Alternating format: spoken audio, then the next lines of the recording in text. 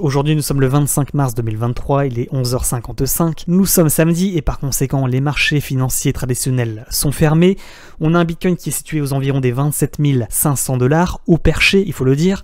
On a un Nasdaq qui a clôturé la séance à 12 800 points, qui commence à former un drapeau ascendant en vue hebdomadaire. On a un dollar index qui commence à former un deuxième bottom potentiellement de retournement de tendance haussier.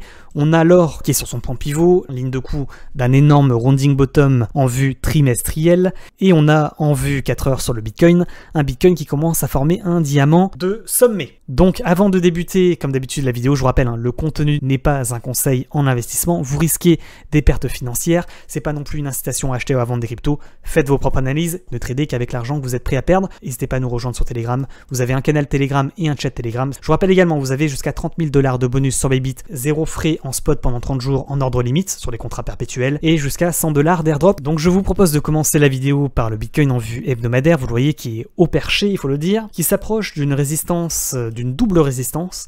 Première résistance descendante, deuxième résistance, les dernières mèches. Donc c'est une résistance horizontale, donc c'est un niveau de rejet. Quels seraient les objectifs si on devait se faire rejeter? Premier niveau, l'ex-ligne de coup du rounding bottom, aux environs des 24 500 $, 25 000 $. Deuxième objectif, si ce niveau ne tient pas, la trendline ascendante long terme, qui est située, vous le voyez ici, aux environs des 20 000 $. Donc ça, ce sont les deux niveaux chartistes en vue hebdomadaire qui sont les niveaux les plus importants. Si on devait break out ce niveau, le prochain objectif serait, en toute logique, la MM100 que l'on a en vue hebdomadaire, située aux environs des 33 000 $. Ça, c'est pour la vue hebdomadaire. Pour ce qui est de la vue maintenant journalière, donc journalière, je vous le rappelle, donc on retrouve ce rounding bottom, cette cassure de ligne de coup qui a produit un rallye haussier, cette figure en bullish mégaphone que l'on a cassé par le haut. Et pour le moment, effectivement, il y a pullback. En tous les cas, il y a consolidation dans un drapeau légèrement ascendant sur le Bitcoin, sans pour autant réintégrer le bullish mégaphone. Donc pour le moment, on est toujours en consolidation pour mieux potentiellement reprendre la hausse ou invalider et effectivement réintégrer le bullish mégaphone et retomber. Donc ça, c'est pour la vue journalière. En vue maintenant 4 heures. Vue 4 heures, on retrouve le bullish mégaphone. Et vous le voyez, il commence à former en vue 4 heures un diamant symétrique de sommet. Tac, tac, tac. Donc attention si on devait casser ce diamant par le bas. Premier objectif de cours, si on devait réintégrer le bullish mégaphone, les derniers plus bas. Vous voyez, une mèche, deux mèches, même trois mèches. 1, 2, 3. Objectif, 26 600 $. Si ce niveau ne tient pas, quel sera l'objectif? Tout simplement la trendline ascendante, ici, ainsi que les volumes profile et la MM100 aux environs des 25 000, 24 500, 25 000 $. D'ailleurs, c'est l'objectif.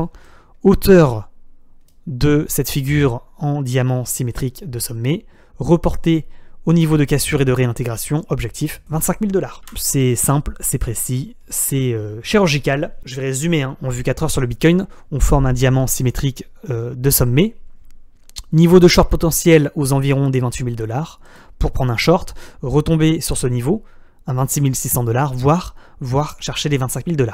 Donc ça serait pas déconnant, si vous voulez, si on devait retomber aux 25 000 $ pour prendre de l'élan, potentiellement, pour mieux ensuite refaire un rallye et repartir à la hausse, chercher un nouveau plus haut. Ça c'est première théorie chartiste de validation de ce diamant de sommet. Deuxième théorie chartiste, on est dans un canal légèrement ascendant. Qu'est-ce que ça veut dire? Ça veut dire que potentiellement on pourrait aller chercher le bas de canal pour prendre de l'élan, et aller chercher à nouveau le haut de canal, voire le breakout par le haut, et continuer la hausse. Donc je vais résumer sur le Bitcoin en vue journée. Actuellement, on est en train de tester la réintégration dans le bullish mégaphone. On a un Bitcoin qui consolide depuis maintenant une semaine, 10 jours, entre, vous le voyez ici, les 28 500 $, et vous le voyez ici, les 26 500 $.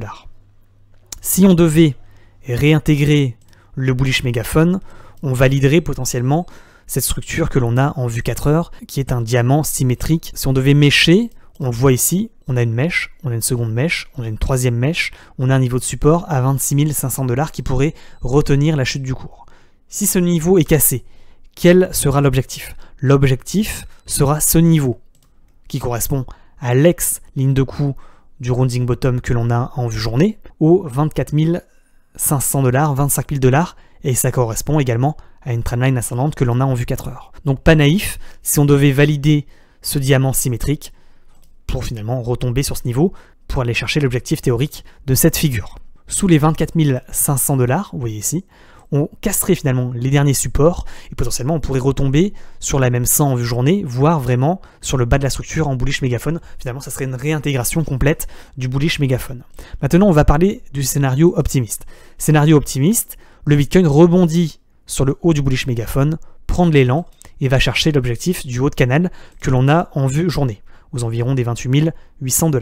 S'il devait casser ce niveau, on pourrait aller chercher un nouveau plus haut. Quel sera le niveau de rebond sur lequel on pourrait tenter un achat? Soit ce niveau, aux environs des 27 000 $, qui est un niveau de support important, soit l'alignement des mèches, aux environs des 26 500 $, soit vraiment, vous l'avez compris, aux environs des 25 000 $, qui serait également, à mon avis, un niveau de prix extrêmement intéressant, puisque ça serait l'objectif du diamant, la grosse zone de volume profile, ainsi que le support ascendant que l'on a en vue 4 heures. Donc voilà, je pense avoir été complet sur le Bitcoin. À vous maintenant de prendre vos décisions d'achat et de vente. Sur le Nasdaq, effectivement, il tente un retournement de tendance haussier en repassant au-dessus du ruban des moyennes mobiles exponentielles. Néanmoins, pas naïf sur ce niveau de rejet, point haut, point bas, point haut, niveau pivot à 13 300 points. C'est également un niveau de résistance du canal ascendant ou drapeau ascendant. Il y a un risque éventuellement de rejet important aux environs des 13 400 points sur le Nasdaq. Ne soyez pas naïfs sur cette éventualité. Voilà pour ce qui est du Nasdaq. Sur le dollar, il y a plusieurs niveaux techniques, points pivots à surveiller. Premier point, c'est celui-là. C'est les 101,5 points. Il forme une épaule, tête, épaule. S'il casse ce niveau, on va chercher à minima le bas de canal ascendant, voire, dans le pire des scénarios, le bas de range que l'on a en vue mensuelle, voire trimestrielle. Sur le dollar, attention à cette éventuelle cassure des 101.5 qui serait un signal effectivement de vente. Actuellement, sur le dollar, ce qui nous guette, c'est ça. C'est premier bottom, deuxième bottom. Si on ne le casse pas, il va chercher un double bottom de retournement haussier pour reprendre finalement la hausse. Donc actuellement, sur le dollar, il y a deux figures qui se battent en duel. Première figure, une épaule, tête-épaule de continuation de la baisse. Deuxième figure, premier bottom, deuxième bottom, retournement à la hausse. Pour terminer sur Capstable assez intéressant. On a un support descendant ici. Vous voyez, on s'en sert maintenant comme résistance.